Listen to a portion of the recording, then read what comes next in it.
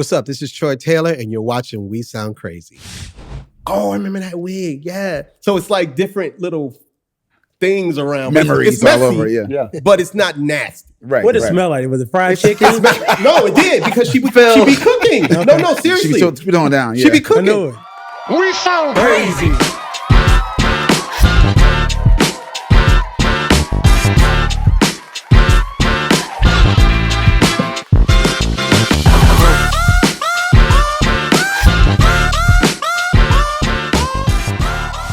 Welcome to another week of We Sound Crazy, your official backstage pass to all things music and culture. It's your boy, TV and music executive, Billionaire.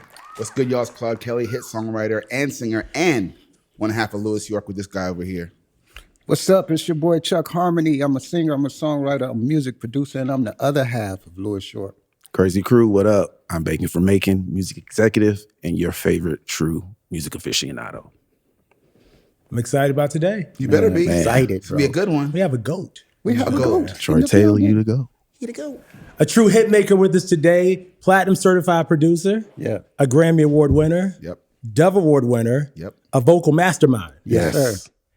who's shaped the generations and sounds of R&B music for decades at this point. Mm-hmm. He's worked with everyone from Aretha Franklin, Whitney Houston, Man. Tyrese, Boyz II Men, Chris Brown, Breezy. and of course, Trey Songz. Trigger. We Sound Crazy, Crazy Crew. Make some noise. Welcome, the legendary Troy Taylor. Yes.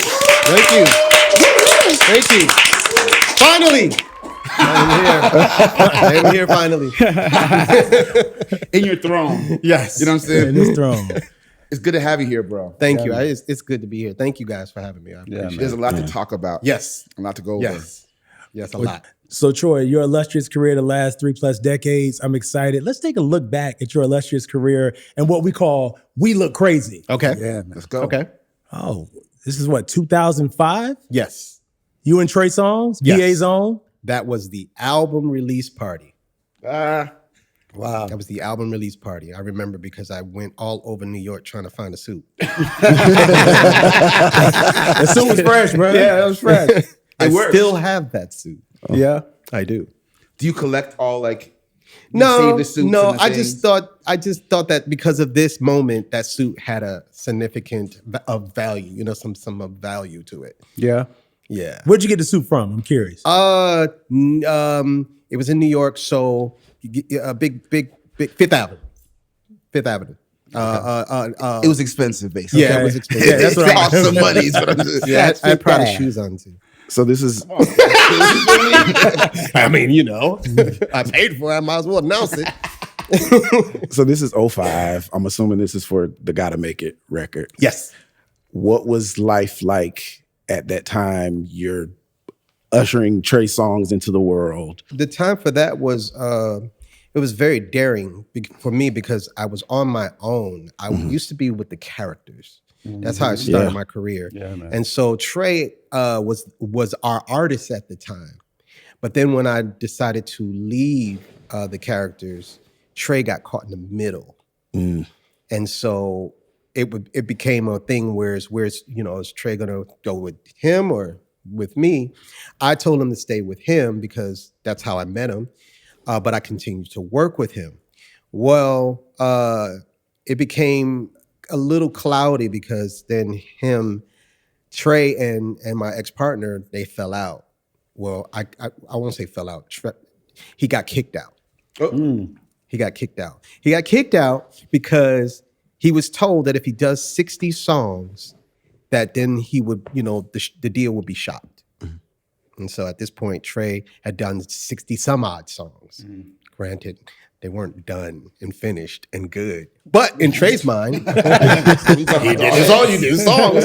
So he just started staying with me, not going into New York. So I had a studio, an office in New York. And that's where Trey where he started. But then I lived in Jersey. So he would just stay with me. And we'd go to movies, bowl, or he would just, be in the basement. So once that happened, it was like, where's Trey? Oh, okay. And so it was like a teach you a lesson kind of thing. You can't come to the studio since you want to. But lo and behold, Trey was very excited. because now he doesn't have to go to New York. Yeah. He could just stay with me. And so around that time, Trey was 17, and I was like, you know what? Let's just figure it out. I know everybody in the business. He was 17? At that time, not in that picture. Yeah, no, but at the time. Yeah. I didn't realize he was that young. Yeah. By the time you met him, he was around 17. Damn. Yeah. Mm-hmm. Let's keep going because there's a lot to go through. Yes. This is you and the illustrious Kelly Rowland in 2025. This just goes to show you how long and consistent you've been. Mm-hmm. This is a studio shot, which means that something was being cooked up that I'm sure was amazing. Tell us about this session. Look like you're having a blast. She asked me to come in and vocal produce her on some records that she had. Mm-hmm. And then that landed into her going on tour and then asking me to help her arrange the background vocals. Yeah, for the show. Which was my first time doing something like that. But that was super cool. On tour? Yeah. Mm-hmm. So that background right sounded there crazy. is us. Yeah. Of course. What you talking about? Tiffany and what's the other brother who was? Oh, yeah, I forget his name. Incredible. Yeah, incredible. Yeah. Incredible. But yeah, she is amazing. Yeah, she is. Especially stacking vocals Yes. and all that kind of stuff. She is a architect of vocals as well. Yeah.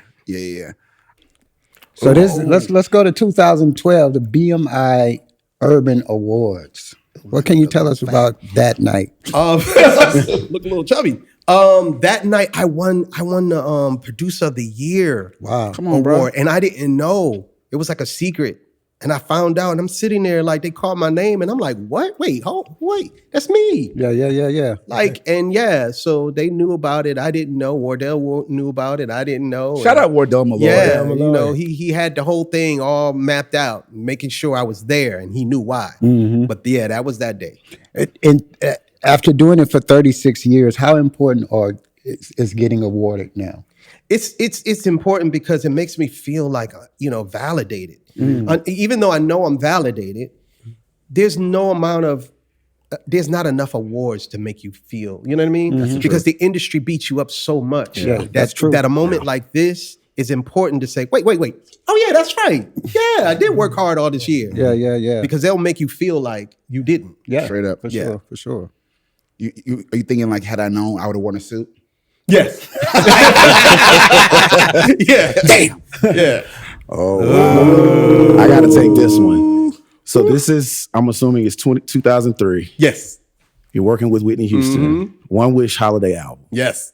Can you please, because I'm a huge Whitney Houston fan. Yeah. So please tell us do you remember taking this photo? What was this session? Just take us back there. She came in on 26. As she does. Yeah. Like, okay. So what's important is this. She played me the songs she did with what's his name? Mervin. You feel crazy. And I heard those songs and I heard how she sound. And I looked at her. I'm like, oh nah, you are not gonna play with me. She sounded amazing. But that's when she messed up because she realized that now that I hear that she can sound good, she knew I was going to be on her. Because this is my second time working with her. I worked on the Just Whitney album. Yeah. So, Yeah. I pretty much drilled her on that. So she knew the look in my face, oh, nah. I'm not playing with you today. I'm not playing with you today. Yeah, I ain't playing with you either. So that day, ironically though, it was odd because of the way she looked. It was very scary to me. It was very scary in the sense of how long is she gonna be here? It was that scary. So I decided to set up a audio to record the session because I wanted to have it documented. Wow. So I still have, as you guys probably have heard, of her cursing me out. And Yes. Because oh she my gonna gosh. cuss. Yeah, she gonna cuss, and she wanted to kick me, come flying kick and all that stuff. But I got it done. Yeah. I got it done. Amazing. That's literally one of my favorite Yes. Christmas albums ever. So, yeah. It's the vocal production, bro. Yeah. And this is you with the one and only Tyrese. Tyrese. This particular day was a great day. Why was it a great day, Troy? I'll tell you. Set up your own question, Sean. You know what I'm saying? Because this day was the day I got to tell him the damage that was done 20 plus years earlier when he didn't take the next song for the album after Sweet Lady. So he knows the story because I told him this story that day. He was around the corner from my studio in New York on 23rd and Broadway for a whole summer working on his project. And this is after the first album, but we didn't know. So it's like, why is he working and not over here? Long story short of that, it was like, okay, my partner at the time, he contacted them and it's like, yo, this is like not cool. So he gave me a day to present a song and to cut it. One day? Yeah, one day. One day. Around this thing, a corner for a whole summer, but just one day because he had to go back to LA and do something. So I had this one song that that Jonte and I had done because Jonte and I did The Sweet Lady. And so we held on to this song. And it was like not a part two, but a little complimenting of. Yeah. And so Jonte was supposed to come because he lived here in Atlanta at the time and I lived in Jersey. He was supposed to come so that it can just be, because they're the same age, it could just be him and, and not me, because he gave me such a hard time doing Sweet Lady that I had to prepare to make sure, okay, Jonte, you come And be the buffer. and be the buffer. But Jonte couldn't make it at the last minute, and that left me with him. So now I'm still feeling a little salty about, the fact that he was around the corner for a whole summer. And I played the song. And he had this little smirk on his face the whole time. And the first thing that came out his mouth, it sounded like Sweet Lady. I said, no, it doesn't. He's like, no, it's the same. It's like the same. And I'm like, but Tyrese, is cool because you're coming back and this is a good like spin-off of the song. Yeah. Sometimes people do that. They kind of spin off like Freddie Jackson. Of course. He had his, Rock Me Tonight, and then he came back with, I forget what song it was, but it was almost like the same. Yeah. But anyway, so he got mad and angry and didn't want to do, he felt like it was an insult. Because at that point, he decided to stop singing Sweet Lady. He said he got sick of singing it. That was a stupid decision. Yeah. And I'm like, what? What do you mean? He just wanted to move on. I understood, but when you got a hit record, you sing your hits. Forever. Yeah. But he didn't realize that at that time. And so it was more of an insult to him that I would play this song that had the same vibe as Sweet Lady. When you told him the story years later, did he remember, and what was his response? He didn't remember because he didn't know the magnitude of what he was doing at that moment in time. And then I took the opportunity because I saw over there in the studio, he had an American Music Award. Yeah, American Music Award. Let me tell you, when he won that award, I remember sitting in front of the TV, excited. And he thanked everybody, including the janitor. I don't know why, but he didn't thank us. Damn. And I got a chance to tell him that day, bro, you didn't even thank us. Has that happened a lot in your career? Like, Yes. Has it been a thankless Yes. journey? If you notice when artists win, they thank everybody but the people who did the song that in they just the got. room with them? Yeah. Yeah. The song that they just won the award for, they thank everybody around it except for the person or people who helped him win that That award. still happens to us. It happens to this day. Yes. The majority of people I think it's a thing where they think that, oh no, everyone knows that. Let me say everybody that nobody knows. Just in hearing you discuss like having those full circle moments where you've been slighted by an artist and you have, you face them again and you let them know how you feel about certain situations. What keeps you going after the disappointments? Because you've been doing this, like you said earlier, and I've been 36 disappointed years. more than not. So what keeps you here? Like, because there are so many people that I've talked to that have said, I'm not doing this no more. Because it's just, Well, I ain't do it because of them. yeah. So they can't end it for me. They're not the reason why I'm here. I like that. Yeah. So I won't let them be the decision of why I stop. I'm excited. I'm to this day, Claude knows I am just as giddy as producing now as I was when I started. Because I know this is something I love. How dare I let someone tell me or do something to me to make me go, I'm not doing this no more.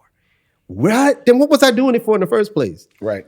That was amazing because you actually walked us through that and told some good stories. The part that I want to reveal now is that I was trying to keep my mouth shut the whole time. There's a couple of those where I was around for those moments. The elephant in the room is that me and Troy go way back. Back. And I would consider myself one of his students, proteges. Sure. Yes, definitely. For sure. Some of the life lessons, studio lessons, creative lessons. Some of my reputation in the studio with vocals all came from Songbook. Troy, tell you to go. And some of the stuff he's talking about, I witnessed. I experienced myself when I went out on my own. And we've had rough patches that I think we got to talk about too. But it's all part of this business being kind of dog eat dog for the creative people behind the scenes. And how you end up taking that out on yourself and on the people around you because no one else is treating you good. Yes. You don't know no better. So let's uncover some things. First of all, the Whitney Houston era, right? I was there. I wasn't in the studio, but Troy was leaving to go work with Whitney Houston. And the thing about Troy is that there are a few people in the music industry that are not just nice people or creative people or have an opportunity, but are actual hubs for legends, but also new talent. Well, okay. So let's go back to you. You were coming, and you were bringing Eddie, and you would sit on the side, and me and Eddie would be working, and we would get stuck sometimes. And I would notice that Eddie kept turning around and looking at you, and kind of like checking with you on certain things. So I'm like, well, why? You know what? Eddie went to the bathroom. I remember this. Eddie went to the bathroom, and then it was just me and you. And so I was like, why are you not, writing? And you just said, you wanted to be respectful and woo. So at that point, it was when I realized, okay, I want to see what you could do. Since you come over, I want to see what you could do. Oh, Lord. So then I invited you to come. And and that was also a big beef between me and Eddie because he was like, how dare you go behind my back? Wow. No, but because so Eddie, it wasn't his fault. It was not me. At all. It was like, it was definitely like I noticed he's talented. Like he got ideas, and so it's natural for me to notice when there's talent in the room to hey, come on, you know what I mean? Again, the reason why I do what I do is because of situations like that. I love to do that. Even when people slight me, I feel good the fact that okay, it's cool, but you know. And my thing with God is different. It's like God saw that I did this. And so I don't expect them to reward me because God got me. God's reward is way better than what they could ever do. So it's like, whatever. So it just kept me wanting to always do that. And I've been doing that since high school. Got you. People were in my room in high school. If I heard them singing in the hallway, I would be like, yo, you should come to the house. Because you're a fan of music and voices first. Yes, and voices and talent. So when you came, it was like, okay, you could come because you weren't recording places yet. No, you weren't writing and doing all that stuff yet. And I'm like, why not? And so Makiba had already been coming over. Yep. She was from Berkeley and everything. So I was like, hey, if you come, you could use the studio. Well, first of all, use the studio is a loose term because, and now I see it as a gift. But Troy does not. He hates people who waste time, and so especially if you're talented, so he'll play with you. He'll play around with you for like a day or two, and then he'll be like, "Nigga, I'm tired of you getting this wrong. Teach yourself and do it yourself. I'll be back." So he just leave me in the studio.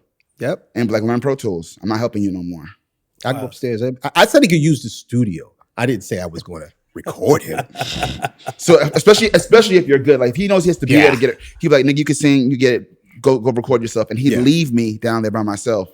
And if I'm being honest, it was lightweight. It wasn't. I'm not gonna say. I'm joking when I say abusive, but it was tough. Like he would say, it definitely was tough. But you were good. You were good. You were good. He was so good. He was so talented. It was sickening. I'm like, figure it out. You'll be fine. Yo, but he's being nice because he would go upstairs and have family dinner. Yeah, and you'd be down there hungry as hell. You smelling. I'm smelling like meatloaf and mashed potatoes and dessert. And then he come down when he's done, licking his lips, and he'd be like, so how the song going? Let me hear it. And then this is what he do. And he did it. I'm saying this because it's not just me. He did it to Trey. He did it to everybody who came through. He'd come through and he'd hear it and he'd say like, we're doing a song for like Brandy, right? And he'd be like, That's cool. Not do the whole song over for Tony Braxton. You have to scratch everything and start over and rearrange how you arrange it and vocal arrange it in the lyrics. But it taught me how to write for all kinds of people. School. And everybody came through. Yeah. Makeba, Gordon Chambers. Yeah. Investing in a young Claude Kelly. What is it that you need to see when you might not have all of the boxes checked? I need to see them be their best. To me, the reward is seeing them shine. I know that's a rare thing. It really is a rare thing, but it also has a lot to do with, why am I doing music in the first place? Am I doing it for status quo? I wasn't the coolest in high school, so now I get a chance to be cool. No, I love music. Yeah. And most importantly, what I discovered in high school is I love seeing people who are dope, but don't realize it and don't know how to tap into it. I get a chance to help them. Wow. There's nothing more rewarding than watching somebody and watching Claude, boom. And I'm like, nah, trust me, Claude, you're gonna be big. I definitely didn't believe that. You're gonna be big. I kept telling him that. He's gonna be big. Yo, trust me, you're gonna see. Yeah, I know it's whack out there, and I know they treat you to the left and to the right, but you're gonna be fine. You're gonna be good. You're gonna be good. And yeah, and then I moved to Texas on everybody because nobody saw that coming. Yes. But Claude was actually the first person I flew out, the first writer I ever flew out to Texas. Wow. Because I didn't do that much in Texas. Texas was a family move. It wasn't about the music industry. So he was the first person that I flew out to write because I know that guy's you're gonna be fine. That's why I was the most hardest on him, because I knew, yeah, trust me, you're gonna be a little mini Troy Taylor when you're gonna see it's all gonna click when you work with these artists and see them be lacklustered. Hearing them not do it right when you're recording, but as soon as the record goes off and they get up to go to the bathroom, they start singing, going nuts. What is that? It's a glitch. It's so annoying. But it's also the reason why I became who I became as far as being stern and stickler for excellence. Yeah. Because no, you're not about to play with me. Do you find this gotten harder? Because technology, since the time we met, has made all of it a little easier. Yeah, lazy. And so the laziness is far more prevalent than it was before, and also getting people to stay in the studio, and work and sing, and the phones and stuff like that. Yeah, man. It is harder, but I didn't change. Right, me neither. I used the auto-tune to my advantage. Yeah, but auto-tune doesn't fix performance. Right, exactly. It fixes your tone and pitch, but it doesn't. That performance got to be right. Emotion. So I still stayed on that. I need that thing to say, you sound sad, you're singing about something sad, I need to feel sad. Yeah. Don't sit here and sing a sad line, but then now you singing dope. Right. That doesn't work. Right. You sound, he broke up with me, and it's you running on it. Like, no. I want some brokenness in your voice. Yeah, you know what I mean? So I didn't stop that. I won't stop that. Even though the kids don't really know what, vocal production is. They're learning it, but I still stayed on that. I want to stay on the mentorship for a minute as it pertains to myself and Carl, because we've never really talked about this. Right. There's definitely been a rift in our relationship. And part of it you mentioned is similar to what with Trey, where you graduate and you have to kind of go out on your own. But this business is ruthless. And I wouldn't say as much that people got in my head or in your head about it, but Trey getting his deal was the beginning of an ending for our relationship, for me in a way. Not an ending, but it was a change. Because, and this is the youthful Claude who doesn't understand, I understand it way different now, but we were all in the basement together. And I watched Trey record the songs, and I didn't have any placements yet. So for a bunch of us that were there, I'm like, well, we all about to make it now. Yeah. I remember when he was like, because you're telling us, he's like, I'm going to label, I'm presenting Trey. This is how they reacted. They called me back. They're signing him. Here's the budget. And I'm just like, any day now. Wow, that's interesting. I'm hearing this for the first time. That's what I'm saying. It's the first time. Any day now, we all going to be on. And I never got the call to be on Trey's album. And I was like, well, damn. And at the time, I took it really personally. I understand now there's levels in politics, and Trey's also a writer. He don't really need anybody. So it's not like it's his responsibility to put everybody on. Wow. And so I was like, well, that in my mind, I thought that was my I'm going to make it moment. And when it didn't happen, I was like, well, I better go find a way to make it. Wow. So because I was putting all my eggs in that basket, and I held a lot of resentment because I felt like at the time the youthful Claude felt like I was let down when really that's just not how the business works. I understand that differently now, and then also a lot of the things that I was experiencing not through you, but mentorship, especially for Black men in the business, is really hard to find. Yeah.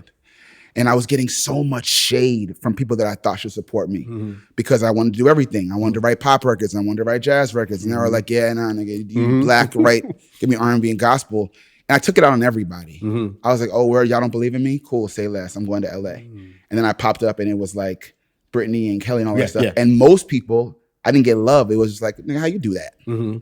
And so I just iced everybody. Wow, I didn't know that.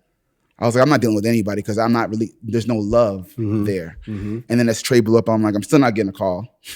And I see Trey and it was all good. Like we because you were one of his favorites. We used to hang out all the time. We got songs. We got so many songs. I'm like, none of these songs made the album.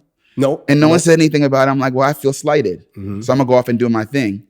And then it changed how we communicated. Every now, like when things happen, he called me like, I'm proud of you. Yeah. And we see each other, but it was this awkward. I didn't know that. Wow, I didn't know that. I gotta chime in here because you mentioned generosity, and we've known each other for years. But I have to publicly give you your flowers, and here's why: you've done so much in R&B and pop, right? But when I was an executive at RCA, RCA Inspiration, Troy, you won your Dove Award by way of a release we did together, Donald Lawrence, Goshen's album. But also the one I want to talk about was a young 17-year-old that I called you about back in 2015. Her name was Corinne Hawthorne. She was on The Voice, and I was at another company before RCA, and I didn't have the budget. It was working on a soundtrack for a series for a network, and I called his brother, and he immediately said yes and embraced her, did multiple songs while she was here. And I forever remember like people who, when the budget's not there, and he really taught her many lessons, which fast forward to album 2, you did Speak to Me, which was a #1 hit at the format and R&B.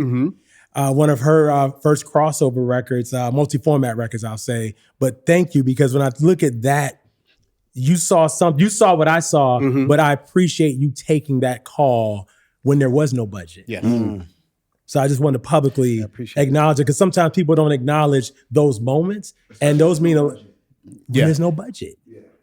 I'm always some acknowledgement.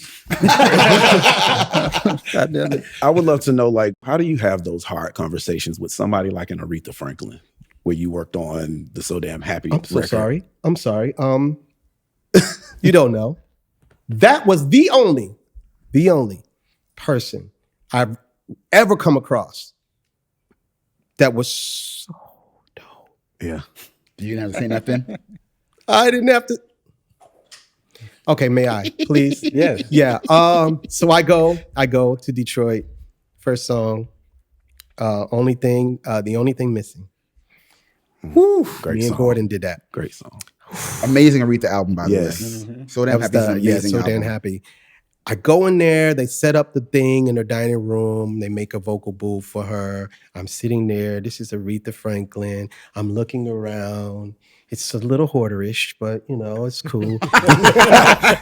Because too many items. But it's organized hoarder, like things that she ordered but didn't look at yet. Gowns over there. Great gown. Great gowns. Great gown. Great gown. Beautiful gowns. Beautiful gown. Wigs over there. And it's so funny because it's like, oh, she wore that. Oh, I remember that. She wore that at that thing. Oh, I remember that wig. Yeah. So it's like different little things around. Memories it's messy, all over, yeah. But it's not nasty. Right. What did it smell like? Was it fried chicken?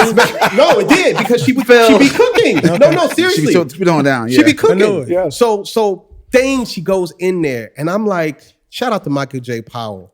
Y'all know what he Yeah. Yes. He was her, set up everything, make sure she was boom. But that's Michael J. Powell. Forget that. All right, he was an engineer at the time and setting up this stuff, but he wasn't Michael J. Powell. But to me, he was, because I knew who he was. Yeah. She goes in there, and she sings the whole song, one pass, straight down. No stops, no punch-ins. because she knows the whole song. So I'm like, okay, okay, do you need anything else? How about I give you some, just some choices. Okay. 2, 3, 4, 5, and 6 passes of different interpretations of the freaking song. Same song. Wow. And she would step out, let's see what you can do with that. And then she would go in the kitchen and then she would cook. Period. So That's I'm just sitting there dumbfounded, like, how do you put together a vocal comp of everything that was already... Right, right. Everything is good. Yeah. I don't even... Okay, all right. This is my first time ever dealing with something like this. And I'm like, that's why. That's why. That's why. That's why. That's why. That's why. That's She's the why. queen. That's why. Okay. The extra realization of that's why. So now I'm being nosy. I get up. I'm walking around, looking at pictures, go to her piano. And on her piano, she has the lyric sheet. And she has notation marks on certain words. This chick done studied the song and said, I'm going to go here on this and run on that. I'm like, I looked at, to this day, I wish I took pictures. I didn't.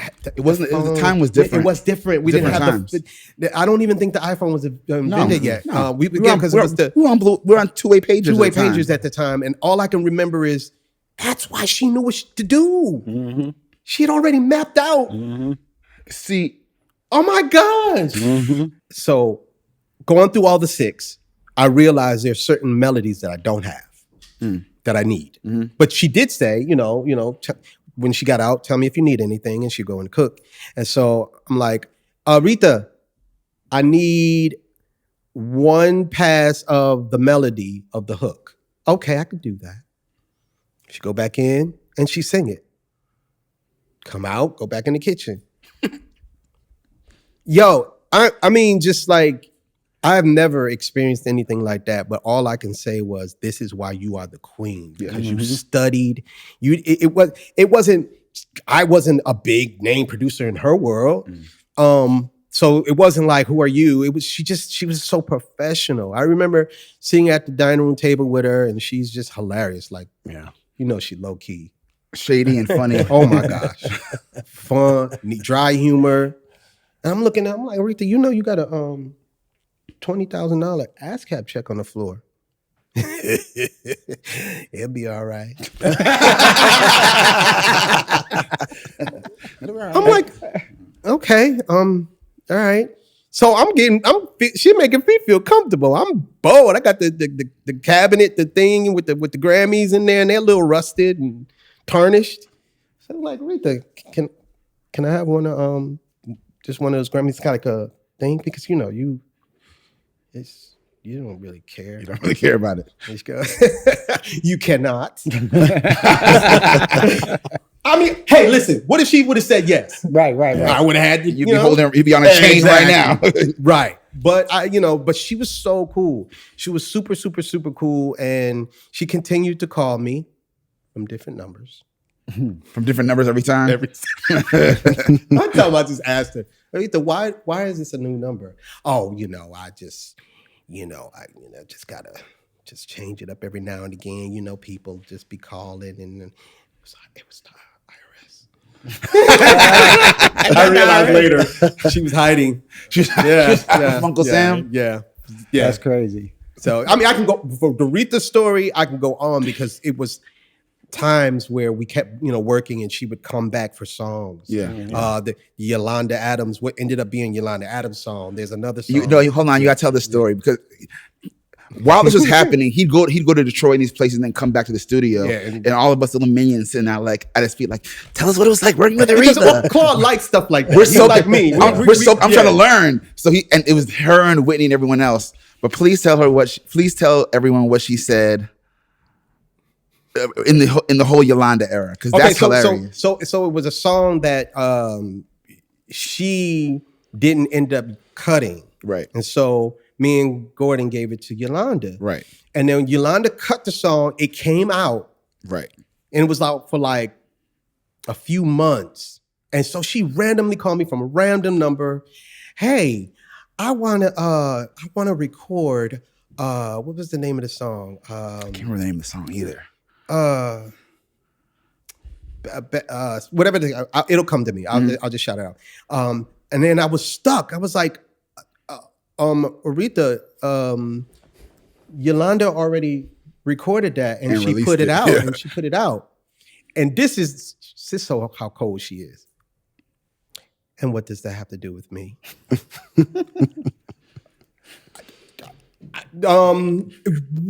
Aretha, I know you used to do stuff and you know, back in the day and y'all used to do the same song and put it out, but it's different now. Like you can't do that. You have to at least wait a year. But I assure you, my version would sound nothing like hers. Okay. Trust me. So she set up the session. This is Joey Arbergy. Shout out to Joey Arbergy because he was our middle guy. And I go to the studio, to her home again. Michael J. Powell's there again because this time he arranged this new version. I press play. Yo, if I could just play you, soon as that thing started, I just slid down in my seat.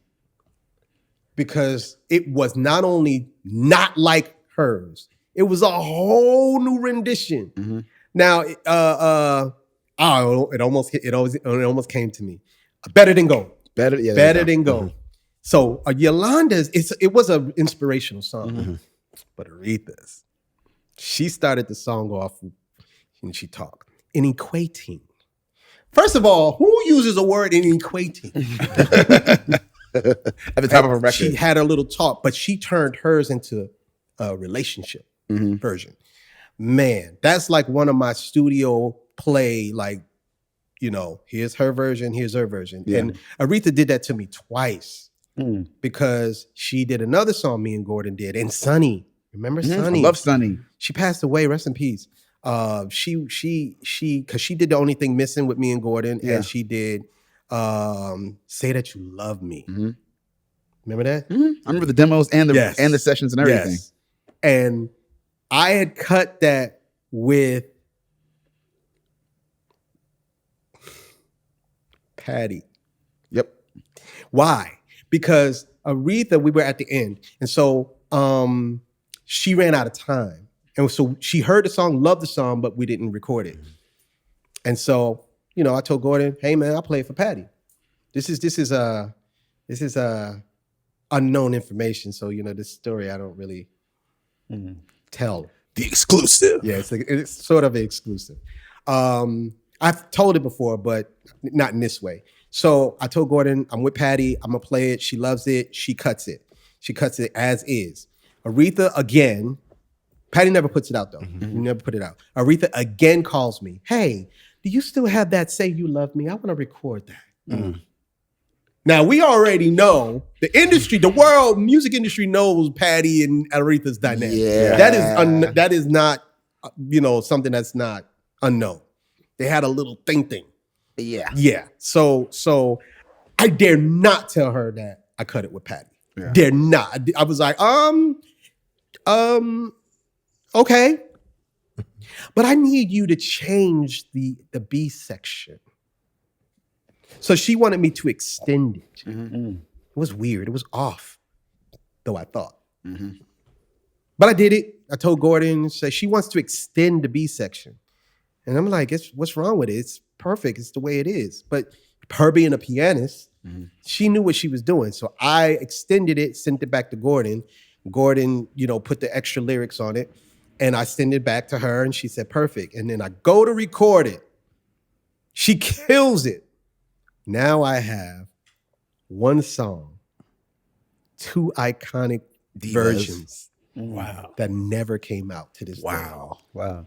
And I would do master classes all over the world and I would use that as tell me which one, because they're two different iconic approaches. Yeah.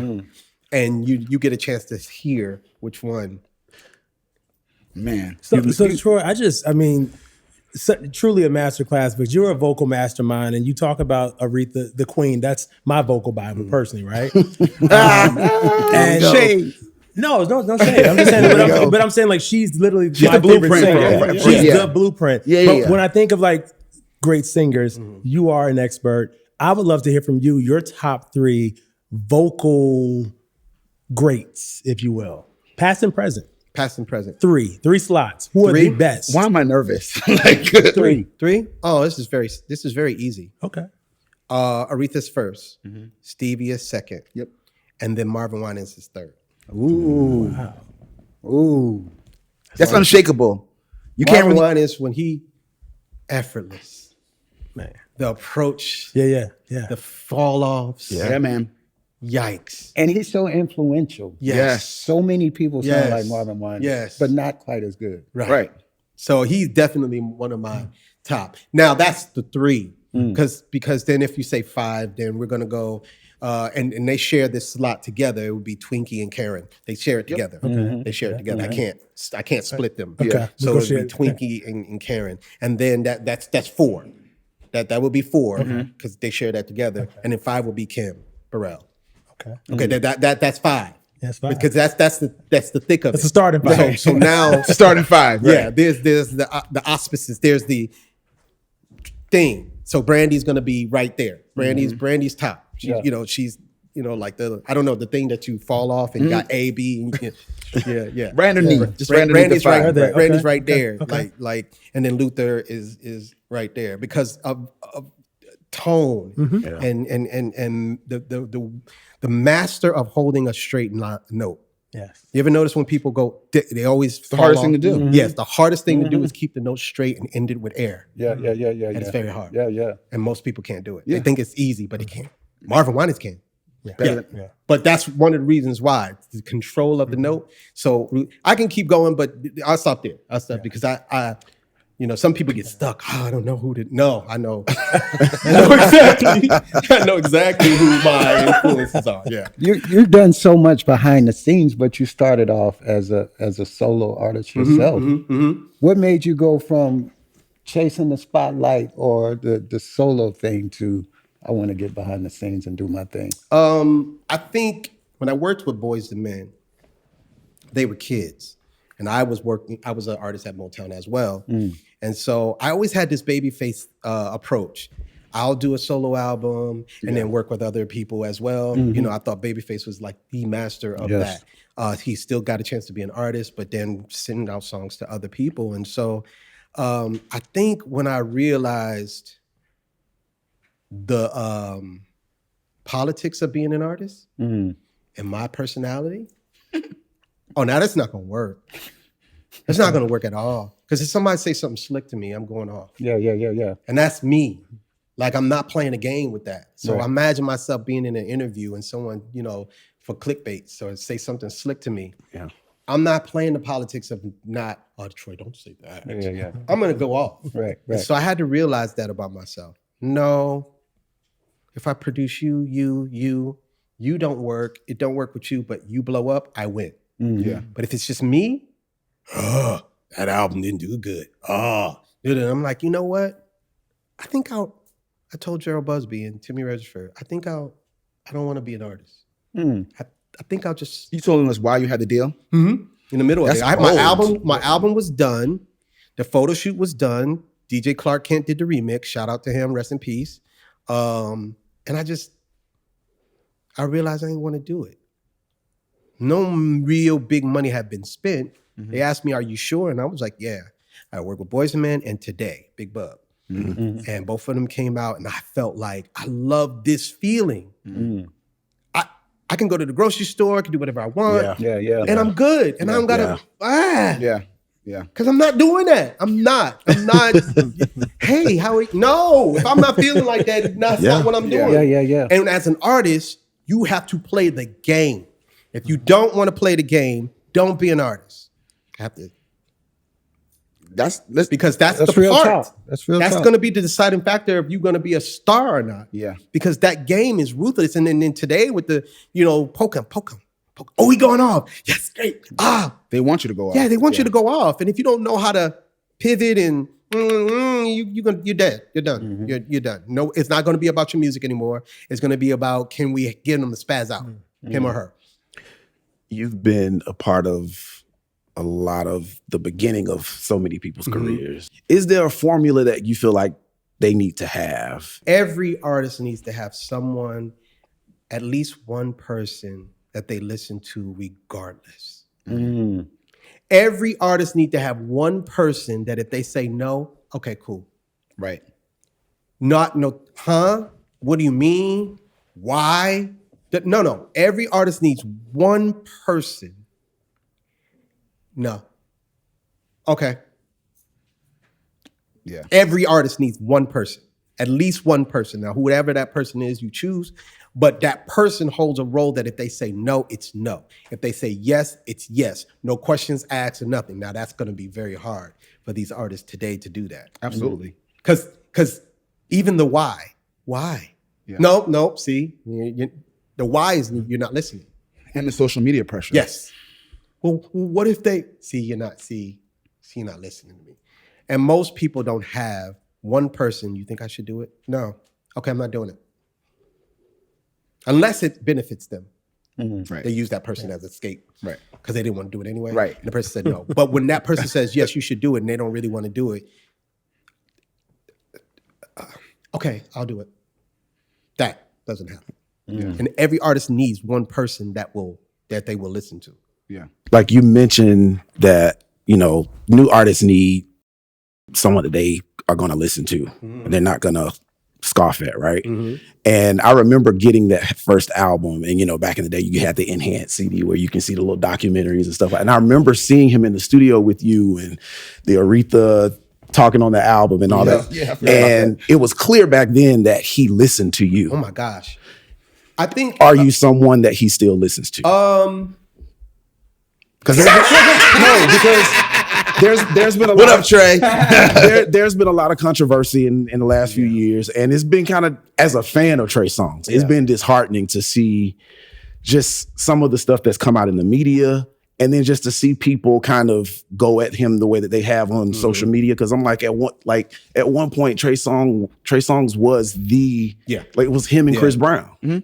Yeah. And so I guess I wanted to know from you, like, just what is that relationship like today? Does he still listen to you? Has he circled back and said, yo, like... Okay, so building of the architect of building Trey Songz was very important to my career, because even though we as producers and writers chase, making hit records, I don't think there's anything more rewarding and valid for validation is building an artist. Yeah.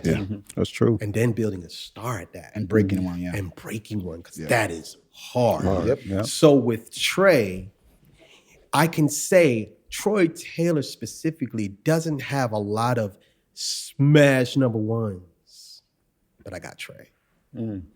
And the pride I take in that is because it's like I know the importance of building an artist and having that artist that you could just like, and he was that for me, my muse. He listened because he wanted it real bad. Yeah. And he knew I knew. So there was like if I said no and you go, no, but Trey, you could, he'll look at you like you crazy. Troy said no. I don't know what you're talking about. And he will fight you if you defied what I said. To a certain point. That's all artists do. I mean, back in the day, Trey was locked in the studio. Yeah. And listen, we build the artist to have confidence and to have a self, so that my whole thing is I prepare you for me not being around. You're going to go to other studios. I won't be there. There won't be people that know what they're doing. You're going to be the most talented in the room, and people are going to be looking at you. So let me prepare you now. I'll prepare you now so you'll know exactly what to do, and you'll be able to sit in that room. Oh, the engineer's not there, or the engineer's late.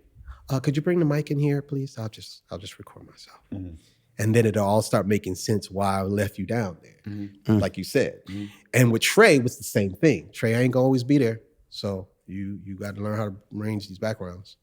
And majority of producers don't know how to sing. They don't produce vocals. So I'm gonna need reports.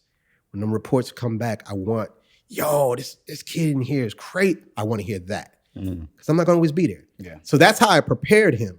Well, when you prepare something like that or someone like that and it goes accordingly, they become so dope that they become so dope. And they become so dope that they become so dope. Yeah. So does that translate into them not needing you anymore? Or feeling like I got this. And I won't say that Trey ever used I'm gonna prove to him that I got this. He never did that. But he also reminded me, you taught me how to do this. So I know how to do this. Yeah, but you know what? While you were out there, I was still learning. Right. I never stopped learning. Right. And so while you're out there on this road and doing what we built it up to be, I'm learning new stuff, homie. So leave room for me to teach you the new stuff. Well, I mean, when it's working for you, the new stuff don't necessarily matter because you don't know it anyway. So I just keep doing this. And so trying to teach the new stuff becomes hard because it's like he has to start all over again. He has to become student again. Well, I done built him up to be a star. Yeah. And so I respect that, and I trusted him to be Trey Songz. He's a master at Trey Songz. But then, when the personal life takes over. Yeah. See, I spent time with him creatively, and we had downtime with movies and bowling and all of that. And, just little things here and there. But growing into a man from 15 to now 25, 26, 27, now you are. I remember when he was the underdog. And why isn't anyone listening to Trey Songz? No one pays attention to Trey Songz.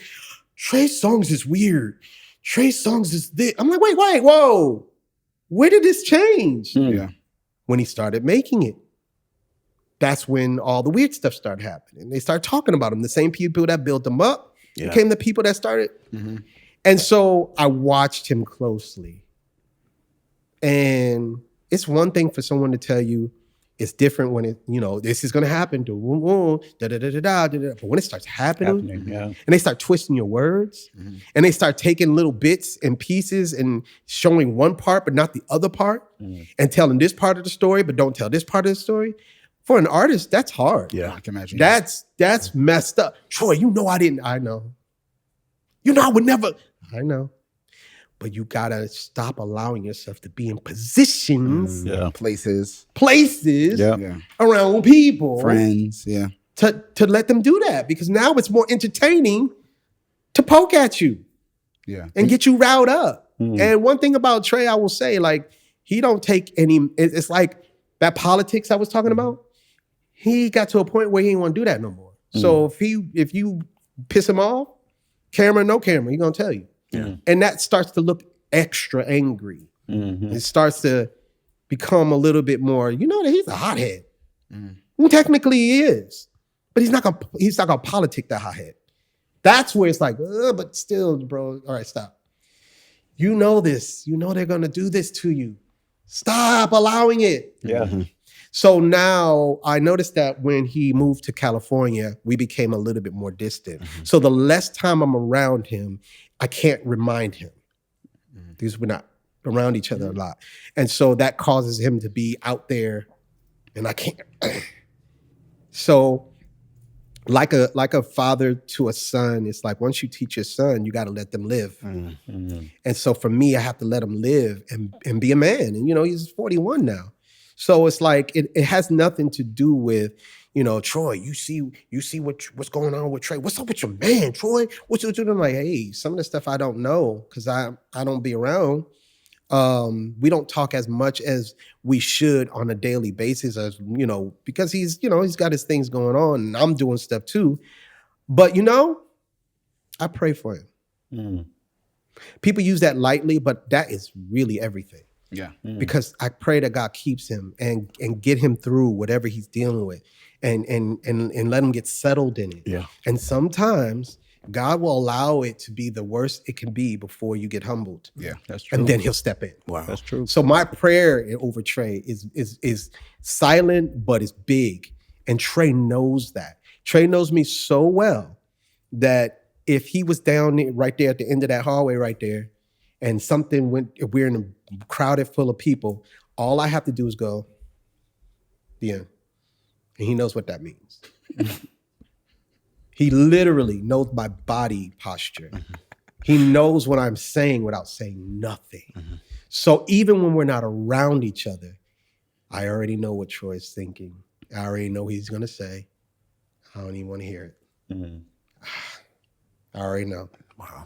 So I don't have to say anything because the time that I spent with him was so artist developing that it was, and Carl Thomas is the same way. I was gonna get to Carl. Carl is the same way. Carl is the first Trey Songz. That's A lot the of people first. don't know. He's the first one. Yep. But I built this thing. To me and you have it too. We have it too. If we're in a room, I wanna talk can about- look yeah. at you and you know exactly what it means. Like I don't even gotta say nothing. He just knows. But that's the time that I spent in the artist development stages because I knew that there would be points where we're not going to be able to talk all the time. So I need to just be able to say something without saying nothing. And with Trey, we're not around each other, but he feels me. He could feel me. I didn't understand that till I started, and it's all a blessing because listen, you have to go out and experience it for yourself. But I didn't understand the shadiness of the labels, the pressure of breaking your first artist period, but definitely at Atlantic until I was out there and I saw what it really was in all the ways. And that happened to me with Carl. Because we had all these songs and he goes to Bad Boy. Hey, what do you mean? Yeah, I ain't on nothing. that's what I'm saying. Really? It becomes a cycle, right. not even on purpose, but it But becomes a cycle. I knew he had to deal with Puff on that. Right. So it's a whole nother world. And so I'm not a part of that. So even though, hey, if it weren't for me, bro, they wouldn't even know who you are. No, don't matter. He had to go through politics and the Bad Boy. I wasn't a part of that. So I didn't get on it. No one even knew he was with me first. Still, I don't think people really fully realize. They still don't know. They don't know the whole Sweet everything Lady about him. Yes, about all of that stuff. All of that stuff. That was Carl. It was all that stuff. Carl Thomas had Sweet Lady first? Yes. Yeah. Wow. Yeah, he had that first. I can hear that. Yes, bro. Yeah. Are his vocals still on there? No, that's all. No, That's all. I know you play me his version, Yeah, but his there's a whole vocal, Carl yeah. version. Of that song. Wow. So people don't know. They don't know that, and so it's like, but he had politics that he had to play. Yeah. It's so funny because Puff used to call him Freddie Jackson. Not Freddie. Yeah, because he didn't understand it. You know, Carl technically crooning didn't and have. yeah. He didn't have the Bad Boy sound. No. So it was weird, and Carl had to fight through that, and he did. But I wasn't on it. Yeah. I'm like, okay, whatever. So I understand that feeling. And it was bubbling because it was. I don't remember the full timeline, but I was a student, so you're watching. I remember when he came back with the Whitney Houston records and the Aretha Franklin records, and Trey got the deal, and Gordon's coming, and I'm like, all right, I'm off to bat, baby, let's go. Like, Yeah. Now that you see the politics of it, you Oh can my go God. back and go, dang, Troy had to deal with all of this. oh, 100%, because I've had my heart broken a gazillion times now from artists and songs and labels and people you thought were friends and lack of mentorship. And then it's like, no, we're not going that direction. What? Right, I spent 2 years on this. right. Yeah. So Troy, when I want to go back to when you were working on Cooley High Harmony, the Boys to Men, at that time, did you feel the gravity, the weight of you were creating something that will ultimately become a masterpiece, or you were just like in the moment? Oh, because it's so funny. Boys to Men was sitting for about a year. They didn't know what to do with them yet. They could sing a cappella, but they didn't know necessarily what to do with them as far as studio. So I was like one of the first producers to work with them. And I did 4 songs on them in a whole weekend. And the label was so excited. They was like, we want you to continue to work with them. The kids love you. They want to continue. And they had their own songs that, they wanted me to work with them on their songs. Please don't go, like, you know what I mean? Like, and so Timmy Regisford told me, no, just do your 4 songs. Just do your 4. And he's the one who got me bought off the independent label that I signed that was horrible and signed me to Motown. So I'm gonna listen to him. Yeah. And I'm like, even though I was excited to work with them, he told me, no, just do 4. That's your 4. And you don't want to get too involved and da-da-da. So, but I had already told Gerald Busby that I would. And so I had to go back and tell him that I won't. I can't. They had to send me flowers and a big basket and champagne, after I did the 4 songs. But then it's like, nah. And then Boyz II Men sat for a while, like 6 months. And then they met Dallas. And then that's that. Yeah. So it's like, and they only kept 2 of my songs out of the 4. So it's like, I was supposed to do the Christmas album. And then Brian McKnight did it. So this is me learning. This is 22, 23-year-old Troy Taylor learning the music business about the politics of it. And how to get tough skin. Ooh, man. It's a lot of that. It's a lot of that. It's all of that. Actually, it's all of that. The creative part is just little sprinkles. But the politics of it is the main part that you got to really get down packed and get strong and stay stern. And people you piss off and they don't know why. You'll see. It may take a year or 2, but you'll see. And you'll apologize later. So I'll just let you be mad. I'll leave some room for you when you come back. Yeah, you'll be back. You'll see. Yeah, and yeah. Well, this has been an amazing conversation. Amazing. So good. Honored to have you. Amazing. I appreciate Man, it. I've been waiting. We've been waiting. That's so I need to be good. on that. I need to be on that show. No, I want to publicly thank you. We talked privately, but publicly thank you because I think it's important to thank the people that mentor you, put you on, encourage you. Black man to black man, musician to musician, artist to artist. Yeah. Because I wouldn't be where I am without you, without the lessons. Anyone who knows me since then, if you hear what you're saying, they're like, yeah, that sounds like Claude. Like, because that's just the stuff that I took from that. And I'm speaking on behalf of a lot of other creatives who may not get the opportunity to tell you or may have too much pride to tell you. Yeah, that part. The music industry is grateful for the things, for your service, your sacrifice, your hard work. Thank you. Your level of excellence. Keep going, bro. Like, keep doing it. Points or no points. It's hard. Because again, it's not about the number ones. If I was about the number ones, I wouldn't be who I was. Yeah. Because I would have to bypass and be very non-caring to get the number ones. Yeah. Sometimes I just got to make them sound good. I mean, the song may be just a nice album cut, but they sound amazing. Be okay with that. Oh, dang, it wasn't the single, but they sound amazing, Troy. Man. But I need the single. But the single is sterile. It's not good. It's just like, You want that? Well, no. Yeah, well, they're going to play your song and they're going to hear how they're supposed to sound. And the right people will call. Yes, the right people will call. Troy Taylor, you the GOAT. Thank you. I appreciate that. Make sure you follow us on all platforms at We Sound Crazy, WeSoundCrazy.com, and click and subscribe below. Well, thank you to our special guest, Troy Taylor. Hey, Troy freaking Taylor. Till the next time, We Sound Crazy. We out of here, y'all. Peace. We sound crazy.